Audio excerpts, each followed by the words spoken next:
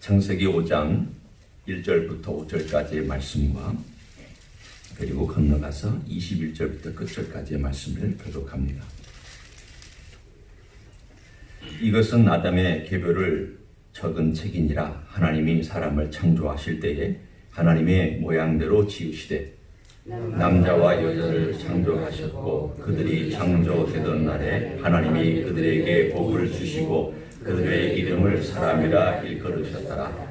아담은 130세에 자기의 모양 곧 자기의 형상과 같은 아들을 낳아 이름을 셋이라 하였고 아담은 셋을 낳은 후 800년을 지내며 자녀들을 낳았으며 같이 있습니다. 그는 930세를 살고 죽었더라. 21절로 넘어갑니다. 에녹은 65세에 무두셀라를 낳았고 무두셀라를 낳은 후 300년을 하나님과 동행하며 자녀들을 낳았으며 그는 365세를 살았더라. 에녹이 하나님과 동행하더니 하나님이 그를 데려가심으로 세상에 있지 아니하였더라. 무두셀라는 187세에 라멕을 낳았고 라멕을 낳은 후 782년을 지내며 자녀를 낳았으며 그는 969세를 살고 죽었더라. 라멕은 182세에 아들을 낳고 이름을 노아라 하여 이르되 여호와께서 땅을 저주하심으로 수고롭게 일하는 우리를 이 아들이 아니하시리라 하였더라. 라멕은 노아를 낳은 후 595년을 지내며 자녀들을 낳았으며 그는 777세를 살고 죽었더라. 노아는 500세 된 후에 셈과 함께 야벳을 낳았더라. 아멘. 여러분이 창세기 5장을 읽으면서 느끼시는 어떤 감흥 또는 이 표현들이 주는 어떤 느낌 이런 것들이 어떤 종류의 것입니까? 여기 보면 낳았다, 낳았다라고 하는 단어가 참 많이 나옵니다. 그러니까 패턴이 있습니다. 오늘 여기 보는 패턴은 낳고 지내며 낳고 살다 죽었다. 이 표현이 5가지입니다.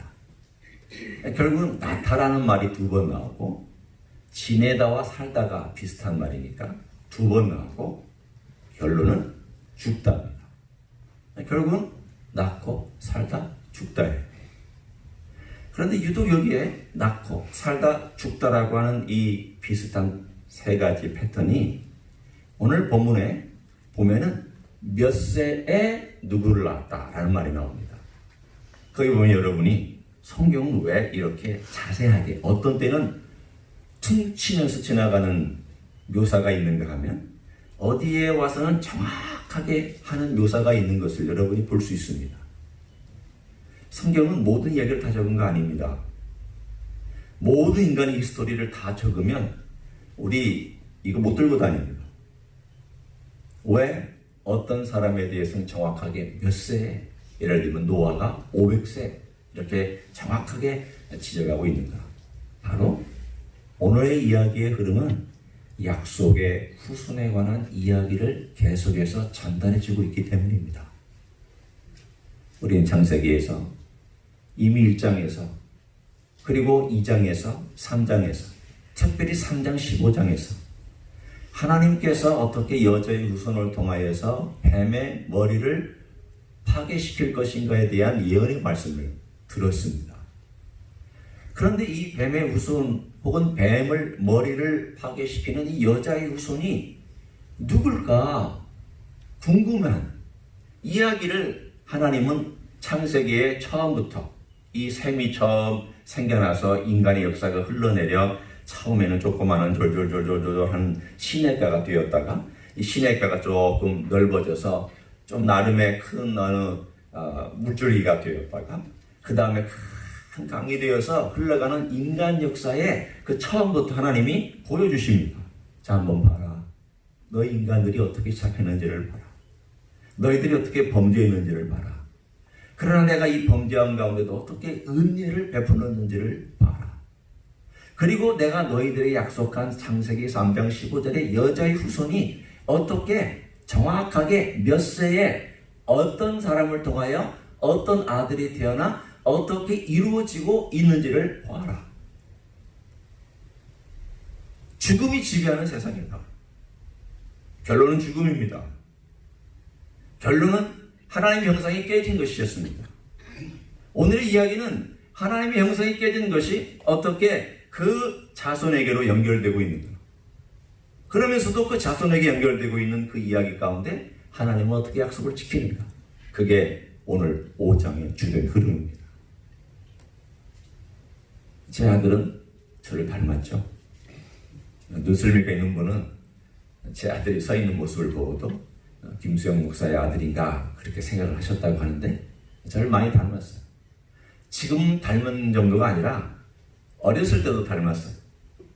한국에서 제 아이가 태어나서 얼마 안 됐을 때 아주 1살, 2살 때에도 제 아내가 그 아기 어리니까 한국은 이제 뒤에 장호실이라고 따로 있잖아요. 투명한 유리가 있고 그 뒤에서 장호들은 예배를 드리는데 모르는 분이 와서 아기를 보고 혹시 김수영 목사님의 아들 아니냐고 할 정도로 닮았습니다. 그 DNA가 어디 가겠어요?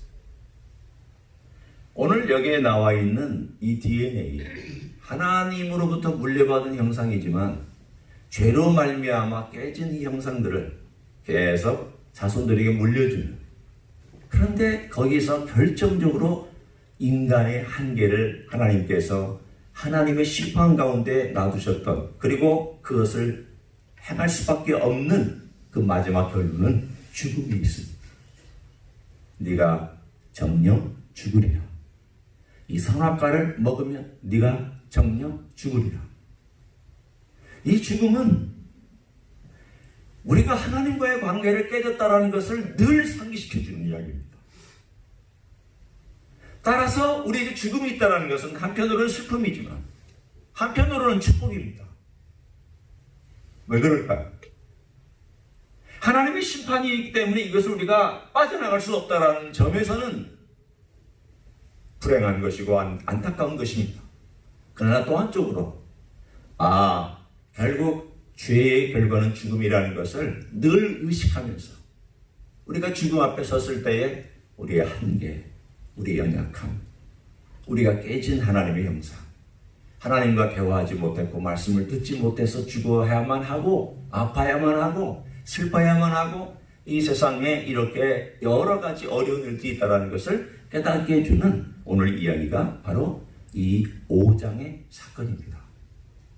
이 5장의 사건은 그래서 우리들에게 암울한 이야기를 해주고 있지만 갑자기 이렇게 분위기가 암울하고 물이 흘러가면 기쁨이 있어야 되는데 한편으로는 인간의 역사가 흘러가면서 모든 것들이 먹구름에 쫙 끼어져 있는 가운데 오늘 창세기 5장 21절에 거기에 또 다른 하나님의 빛이 비춰지는 것을 볼 수가 있습니다. 오늘 여기 나와 있는 이 이야기의 사람들은 그 사람의 자녀가 그렇게밖에 없었다라는 얘기는 아닙니다. 900년 이상씩을 살았으면 얼마나 많은 자녀가 있었겠습니까? 그렇죠. 지금도 건강하면. 그리고 지금도 우리가 결혼 생활하면 건강한 대로 나오면 많이 나올 수 있습니다. 그러니 그 당시에 900년 이상을 살면서 건강히 살았을 때에 얼마나 많은 자손들이 있을까? 어떤 사람은 추정하기를 아마도 에녹이 살았던 시대의 인구는 1억 명쯤 되었을 것이다 라고 추정을 합니다. 대단히 많이 빨리 퍼져나갔습니다. 그 수많은 사람들 중에 하나님께서 가만하라 너 같은데, 그러나 그 약속에 창세기 3장 11절 약속을 지켜가면서 그 약속이 끊어질 것 같은데 끊어지지 않고, 없어질 것 같은데 없어지지 않고, 보이지 않는데 움직이고 있는 하나님의 라인이 움직이고 있었습니다. 그리고 그 라인은 어느 순간인가는 빛을 번쩍하면서 크게 움직일 때가 있었고, 그러다가도 어느 순간인가 그 다음 때에는 가느다랗게 움직인 때가 있었습니다. 이 라인이 어느 라인입니까? 예수님의 라인입니다. 예수님의 라인을 보면은 다윗과 같은 경우는 화려하게 빛났습니다. 그러다가 솔로몬 때는 빛날 것 같았는데 줄어들었습니다. 그 다음 때에 계속 희미합니다. 등불이 꺼질 것 같습니다. 하나님의 표현을 따지면 내가 타이기 때문에 너희들의 등불을 끄지 않았다라고 하나님 말씀하셨습니다. 그러다가 히스기야 때 와서 다시 또 반짝합니다. 그리고 다시 또 므낫세에 와서는 흑암 같은, 거의 죽은 것 같은 그러한 역사로 흘러갑니다. 오늘의 이야기도 바로 그와 비슷합니다. 죽은 것 같고 보이지 않는데 갑자기 에녹이라는 아들이 탄생합니다. 오늘 그 이야기가 우리가 읽은 창세기 5장 21절에 마치 사막의 오아시스처럼 들리는 메시지고요. 우리의 삶에 늘 찬양하기도 하고 궁금하기도 했던 이야기, 에녹의 이야기입니다. 저도 여러분이 아는 이야기를 거의 벗어나지 않지만, 그러나 제가 여러분과 함께 나누는 에녹의 이야기를 함께 좀 나누고 같이 공감을 하고 싶습니다. 에녹이라는 사람이 오늘 본문에 보면 162세에 에녹이 탄생했고요. 그 아버지 야렛으로부터. 그리고 야렛이라는 사람도 아마 수많은 자녀들을 낳았겠지만 그 수많은 자녀 중에 에녹만 하나님과 동행했습니다. 그리고 에녹이 65세에 무드셀라를 낳았습니다. 그런데 이 무드셀라는 언제 죽었는가 하면 969세를 살았고, 무드셀라가 죽은 해에 홍수가 발발합니다. 하나님의 심판이 터집니다. 그리고 무드셀라가 하나님께 라멕을 낳았고, 라멕을 낳은 후에 772년 후 죽은 다음 라멕이 또 182세에 아들을 낳고 그 아들을 노아라 한 다음에 그가 777세를 살았습니다. 라멕 또한 심판 5년 전에 죽습니다. 따라서 하나님의 라인을 따라서 하나님을 의지하고 그래도 하나님을 바라보고 살았던, 죽었지만 하나님을 바라보고 살았던 세대는 홍수 이전에 죽습니다. 여기 나오는 인간들은 죽어요. 노아는 통과하고 나머지는 죽습니다. 그리고 한 사람, 노아는 하늘로 올라갑니다. 여러분, 흥미롭지 않아요? 하나님께서 지키시고 하나님께서 보호하신 라인들은 홍수의 심판받지 않았어요. 하나님의 심판받지 않았어요. 그 중에 유별나게 빛나는 빛 하나가 바로 에녹입니다. 이 유별나게 빛나는 이 사람은 다른 사람의 묘사는 다 낳고 살다 죽었다지만 오늘 이 사람의 묘사는 그걸 깨버립니다. 그 패턴을 깨버립니다. 어떻게 깨느냐? 모든 사람이 대세를 따라서 죽음의 행진을 따라 죽어갔지만, 심지어는 약속의 라인도, 여자의 후손의 그 라인도 어쩔 수 없이 죽지만, 그러나 유독 이 사람만큼은 그 라인을 깨버립니다. 그 흐름을 깨버립니다. 그 패턴을 깨버립니다. 어떻게 깼을까요? 오늘 본문에 나와 있는 내용을 한번 보십시오. 비슷한 점과 다른 점이 있어요. 에녹은 21절 무두셀라를 65세에 무두셀라를 낳았다는 것은 같아요. 또 무두셀라를 낳은 후 300년을 하나님과 동행하며, 여기에 한 가지 삽입에서 들어온 표현이 있습니다. 하나님과 동행하였다는 것입니다. 그리고 똑같아요. 자녀들을 낳았으며, 그도 수많은 자녀들을 낳았어요. 그리고 365세를 살았는데 300년을 하나님과 동행했습니다. 300년입니다. 그리고 그 결론으로 하나님이 그를 데려가심으로 세상에 있지 아니하였다라고 되어 있습니다. 자, 우리는 이 에녹이 어떻게 300년을 살았을까를 이제 상상해 봅니다. 여러분, 이렇게 조그마한 마을을 상상하시면 안 됩니다. 그 시대에 조그마한 촌, 한 100여 명, 500명 이렇게 살고 있는 조그마한 마을에서 에녹이 하나님과 손잡고 동행하며 살았다. 그 상상하시면 안 됩니다. 이 시대에 이미 성이 있었고, 이 시대에 이미 도시가 있었고, 이 시대에 이미 앞선 시대에 두발가 있는 기계들을 만들어냈으며, 앞선 시대에 이미 음악이 창조되었고, 앞선 시대 가인은 이미 성들을 쌓기 시작을 했습니다. 문명 발달했습니다. 도시 발달했습니다. 이 숫자대로라면 자녀들이 또 낳고 나와서 계속 축적되는 그 숫자는 최소한 1억 명이 됩니다. 그러면 1억 명 안에서 단 하나, 그 수많은 인류 가운데서 단 한 명, 에녹만 다르게 살았다는 얘기입니다. 이게 쉬운 일일까요?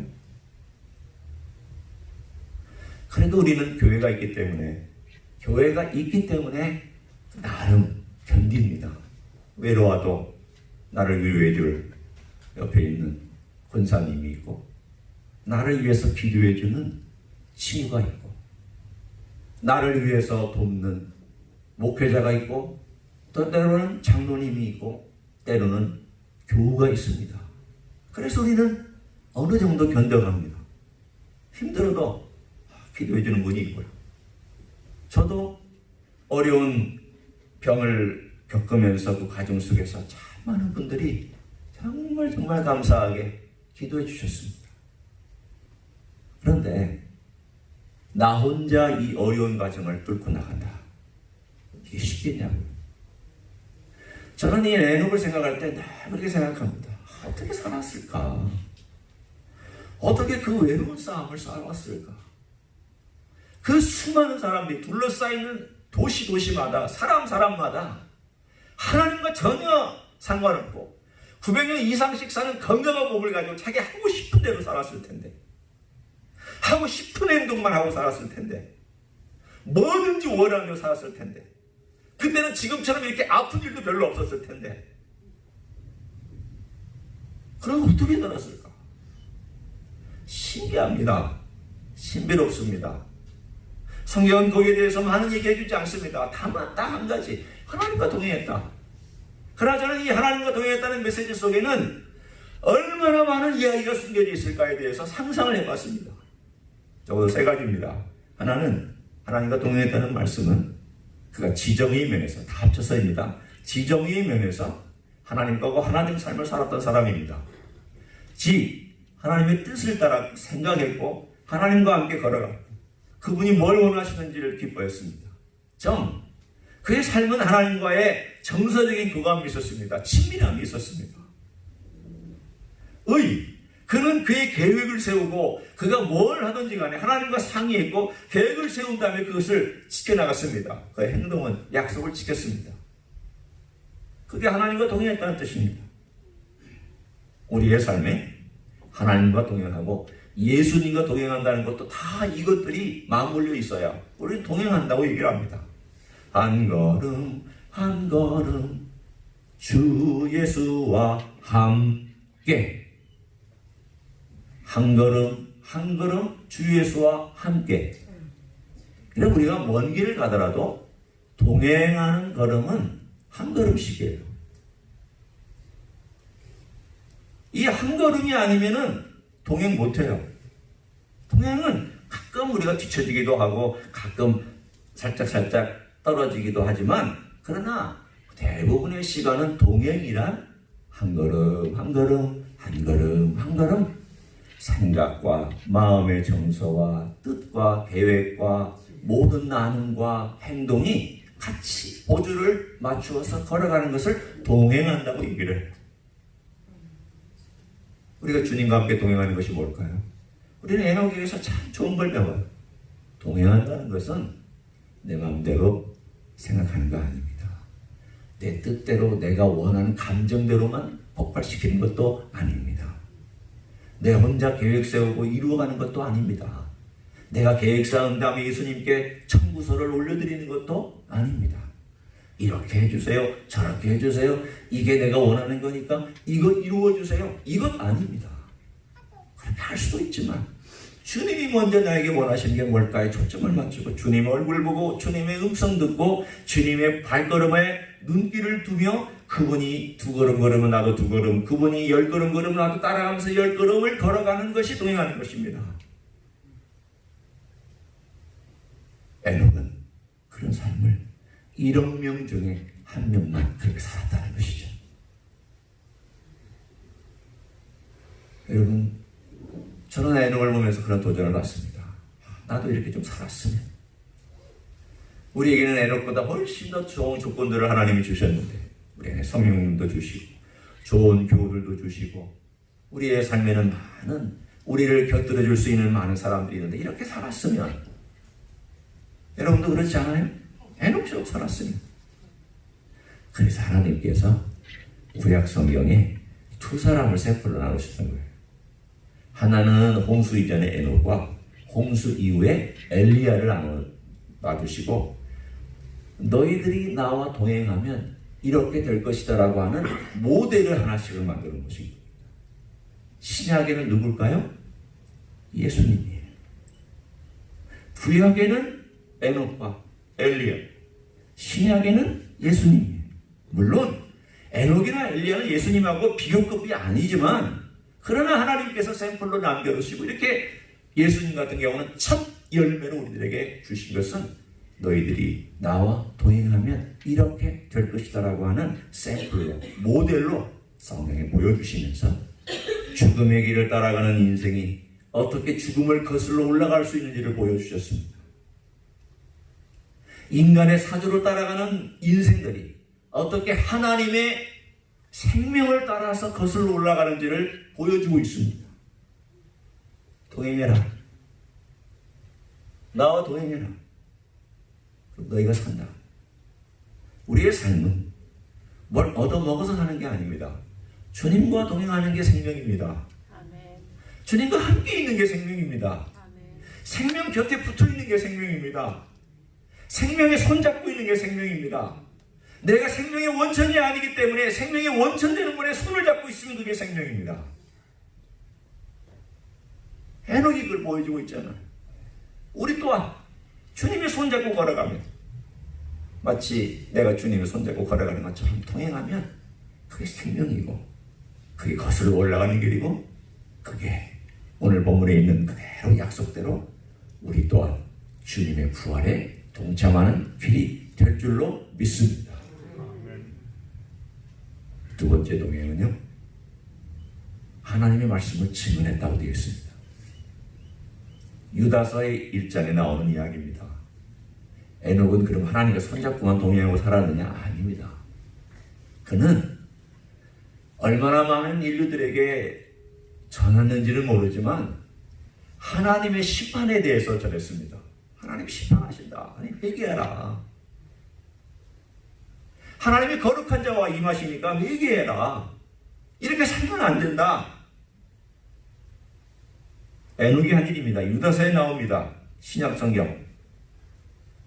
여러분, 우리의 삶에 이 이야기를 제가 더 깊이 많이 발전시키지 않겠지만, 동행하면서 하나님과 누리는 삶이 있다면 그 삶은 하나님 아버지 앞에서 회개하는 자들을 향하여서 그는 삶과 입술로 예수 그리스도, 아마 거기서 거룩한 이가 오셔서 심판하신다는 것은 그가 정확하게는 몰라도 예수 그리스도가 구세주로 임하심과 심판의 주로 임하신다는 것을 본 그것을 의미하는 것이 아닐까라는 저는 생각합니다. 그러나 분명한 것은 심판주가 임한다는 것을 그는 증언하였습니다. 그것이 하나님과 동행하는 것입니다. 오늘 우리의 삶을 다시 한번 돌아봅니다. 멋지게 살았던, 그랬더니 하나님께서 그를 데려가셨습니다. 데려가시면 두 가지 의미가 있어요. 하나는 데려감을 당한 사람은 그 사람이 인정받은 뜻입니다. 남겨진 사람은 심판받는다는 뜻입니다. 엘리야가 데려갔을 때에 하나님은 엘리야를 인정해 주신 것이고, 나머지는 엘리사를 통하여서 이스라엘을 심판하시겠다는 뜻입니다. 하나님께서 믿는 자를 예수님의 재림시에 공중에 들려서 데려간다는 얘기는 남은 자는 심판받는다는 뜻입니다. 결국 주님은 주님과 동행한 사람을 버리지 아니하시고 지켜주시고 데려가실 것입니다. 우리 그걸 바라보고 삽니다. 만약 우리가 죽지 않고 살아서 주님의 재림을 경험한다면 우리는 산채로 에녹처럼 들림을 받아서 죽음을 거슬러 올라가 중력의 반대 방향으로 우리의 몸이 부활하여 주님의 그 놀라운 공중에서 주님을 영접하고 맞이하며 우리 주님의 그 찬란한 몸과 빛도 정확하게 어떻게 같다고 제가 표현해야 될지를 모르지만 천년미이시니까 그 몸과 같이 그 부활의 몸을 입고 우리 주님을 맞이하게 될 것입니다. 그날을 기대하며 오늘 좀 힘들고 어렵더라도 동행하십시오. 오늘 좀 아프고 어렵더라도 주님의 손잡고 동행하십시오. 오늘 여러 가지 힘든 일들이 내 삶에 나를 덮칠지라도 우리 주님 꼭 붙잡고 믿음으로 주님을 사랑함으로 소망 가운데 동행하시는 여러분 되시기를 우리 주 예수 그리스도의 이름으로 간절히 축원합니다. 기도하시겠습니다.